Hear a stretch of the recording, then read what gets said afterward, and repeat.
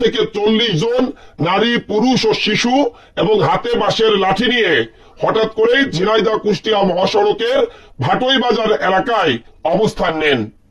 সে সময় স্থানীয়রা ছুটে এসে তাদের কাছে কারণ জানতে চাইলে সে সময় এক নারী দাঁড়িয়ে বলেন, আমি বিল্লাল নামের এক ছেলেকে ভালোবাসি, তার সাথে আমার পরকীয়ার সম্পর্ক আছে, আমি তাকে বিয়ে করতে চাই, কিন্তু স্থানীয়রা আমার এই বিয়েতে বাদ ছেড়েছে।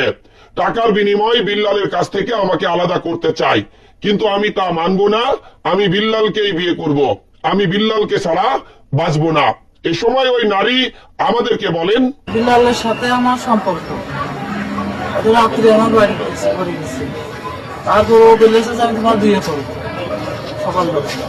এবার অনেক বেলা হয়ে গেছে, বাড়িতে লোকজন টাকা দেওয়া নিয়ে গেছে, তাহলে এই জায়গা আমার স্বামী নিয়ে নেবেন, আমি বাড়ি করতে যাবো না কোনো জায়গা, তাহলে আমার বিল্লাল বিয়ে করতে চাই, তাহলে আমি বিল্লালের বাড়ি যাবো, তাহলে আমি কোনো জায়গা যাবো, আমি বিল্লালের বাড়ি যাবো, ওই বিল্লালের সাথে বিয়ে দিয়ে দেবেন, আর নাহলে বিল্লালের বাড়ি যাবো।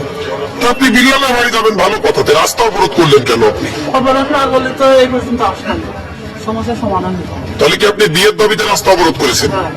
হ্যাঁ, আমি ওর বিয়ে করতে চাই, আমার ওর সাথে কোরআন শপথ করা আছে, ও আমার কয়েছে যে আমি বিয়ে করবো, আমি কয়েছে বিয়ে করবো, তাও মানে বাড়ির সমস্যার জন্য চাপে পড়ে ও নিয়ে গেছে। তখন আপনারা যেভাবে পারেন আমার সাথে বিয়ে দিন, আমি আমার আপনার বাড়ি যাবো না। কি জন্য টাকাটা দিল? এই যে আপনার বিল্লাল তো টাকা দিল, আপনার সাথে বিল্লালের সম্পর্ক ছিল, তাহলে বিল্লাল টাকা দেবে কেন বলেন তো? বিল্লালের বউ দিয়েছে, বিল্লালের বউ স্বামী বাঁচানোর জন্য দিয়েছে।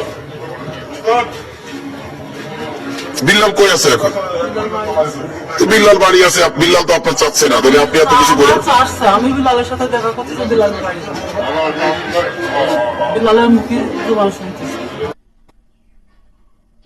স্থানীয় কয়েকজন বলেন, মহিলা যখন লোকজন নিয়ে মহাসড়ক অবরোধ করেন তখন আমরা তাদেরকে বুঝিয়ে বাড়ি পাঠিয়ে দিই, পরে মহিলার লোকজন এসে মহিলাকে নিয়ে যায়।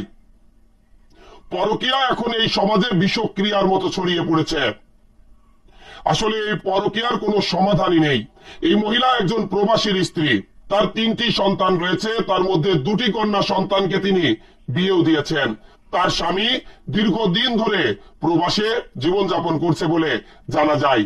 আর এই সুযোগে মধ্যবয়স্ক এই নারী স্থানীয়